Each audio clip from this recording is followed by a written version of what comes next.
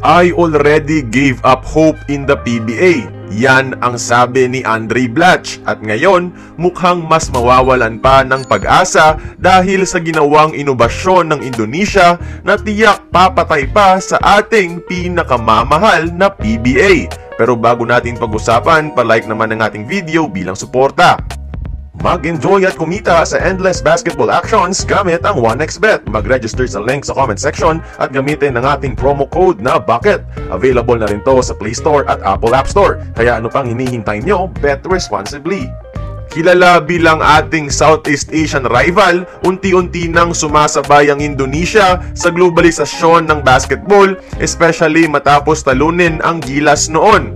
Ngayon, patuloy pa rin ang kanilang pag-develop at sinimulan na nila ito sa kanilang local league na IBL o Indonesian Basketball League. This time, gagayahin ng IBL ang format mismo ng Japanese B-League. Meanwhile, ang PBA, takot sa pagbabago, nananatili pa rin sa nakasanayan. Under sa IBL innovation na to, magkakaroon na ng maraming season games ang Indonesian teams kumpara sa single round robin format ng PBA. Kagaya sa Japan, 2 hanggang 3 world imports ang pwede sa bawat team at may posibilidad na magdagdag ng isang Asian import in the near future. Posible ito na ang next destination ng mga Pinoy imports. 14 na teams lang ang IBL pero may 39 foreign players na sila, and take note, 6 sa 14 teams na ito, foreigner ang head coach. Isang bagay na ayaw payagan ng PBA. Kesyo priority daw ang local coaches sa Pinas. Sa Indonesian League, pwede na rin maglaro ang mga teenager talents.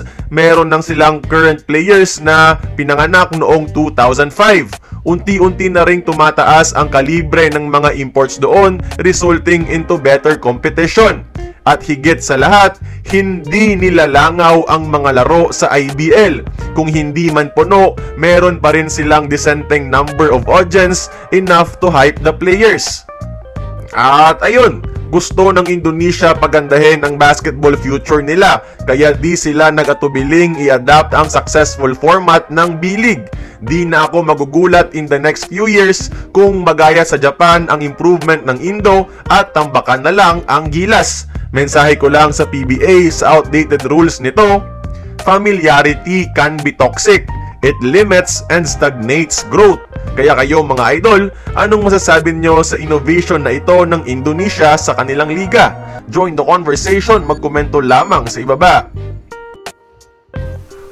Kung nagustuhan mo ang ating video, please like, share, and subscribe.